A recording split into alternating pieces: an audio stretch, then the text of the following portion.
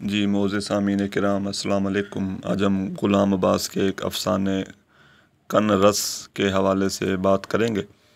دوستو ویڈیو کو لائک کر دیں اور چینل کو سبسکرائب کریں۔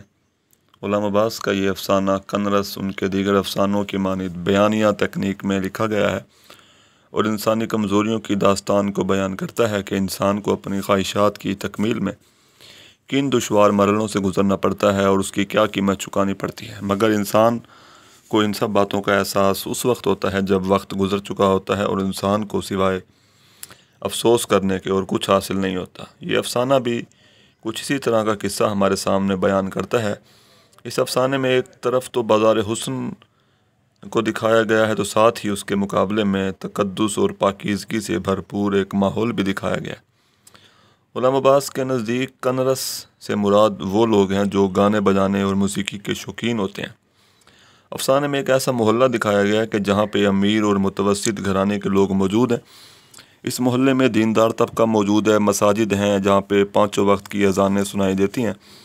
اس محلے میں ایک شخص فیاض رہتا ہے جو کہ مرکزی کردار ہے۔ اس کے والد نماز روزے کے پابند ہیں جبکہ فیاض کو موسیقی سے بہت لگاؤ ہے، مگر اس کے والد کی سخت طبیعت کے باعث وہ مجبور ہے اور فیاض کی شادی ایک اصغری نامی عورت سے ہو جاتی ہے اور اس کی شادی کے تیسرے سال فیاض کے والد کا اور پھر کچھ ہی عرصے بعد اس کی والدہ کا بھی انتقال ہو جاتا ہے۔ فیاض کی 2 بیٹیاں پیدا ہوتی ہیں جن کا نام نجمہ اور سلیمہ ہے، اور فیاض کلرک کے طور پہ نوکری کرتا ہے اور آخر ترقی کرتے کرتے وہ ہیڈ کلرک بن جاتا ہے۔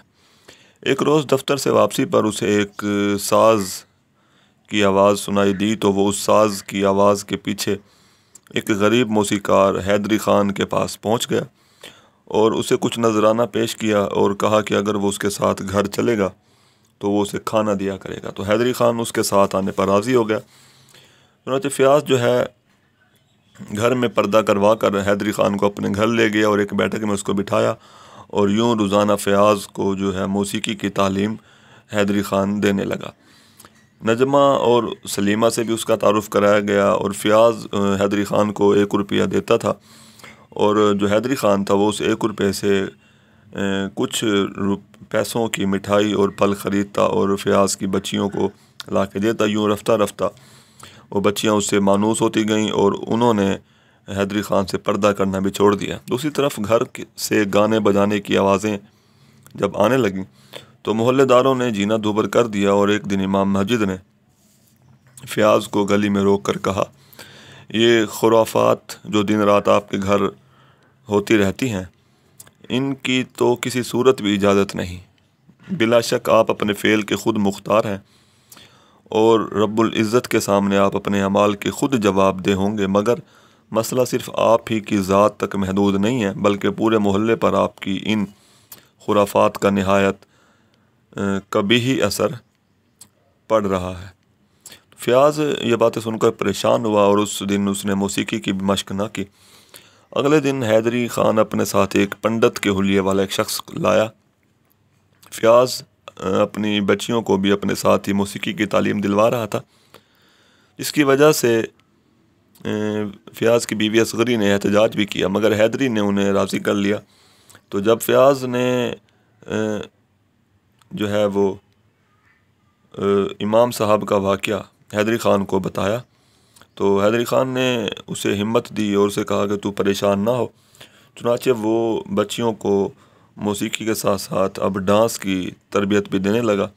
تو محلے میں جب گھنگروں کی آوازیں سنائی دینے لگیں تو محلے داروں نے فیاض کو محلہ چھوڑنے کا حکم دے دیا، مگر حیدری خان نے دوبارہ اسے مطمئن کروا دیا اور کہا کہ وہ اسے ایک سستا مکان یعنی ایک چوبارہ جو ہے وہ کرائے پہ دلوا دے گا۔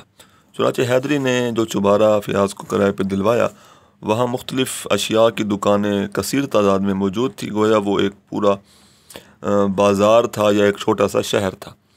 تو اس مکان میں فیاض کو کوئی مسئلہ درپیش نہ تھا، مگر حیدری نے اسے یہ کہا تھا کہ یہاں پہ ساری رات تم ناچو گاؤ، تمہیں کوئی مسئلہ نہیں ہوگا۔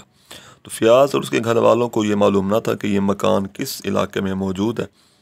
بعد میں انہیں معلوم ہوا کہ یہ تو بازار حسن ہے جہاں راتیں جاگتی اور دن سوتے ہیں۔ تو یہ منظرنامہ دیکھ کر فیاض کو احساس ندامت ہوا کہ اس سے کتنی بڑی خطا ہوئی۔ چنانچہ غلام عباس اس افسانے میں دکھاتی ہیں کہ کس طرح خواہشات کے ہاتھوں مجبور ہو کر انسان جو ہے وہ دیندار اور شریف محلے سے نکل کر بازار حسن میں پہنچ گیا۔ تو اس افسانے کو پڑھ کر ہمیں کہیں کہیں پہ افسانہ آنندی بھی یاد آتا ہے، مگر دونوں افسانوں میں ایک واضح فرق ہے۔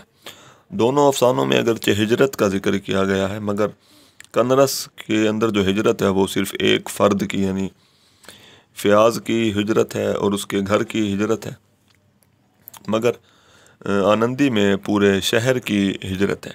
اسی طرح آنندی میں بھی مجبوری دکھائی گئی ہے، لیکن وہ مجبوری پورے شہر کی مجبوری ہے، اور اسی طرح کنرس میں جو مجبوری دکھائی گئی ہے وہ صرف فرد واحد یعنی فیاض کی مجبوری ہے کہ وہ نقل مکانی کرتا ہے اور محلہ تبدیل کر لیتا ہے۔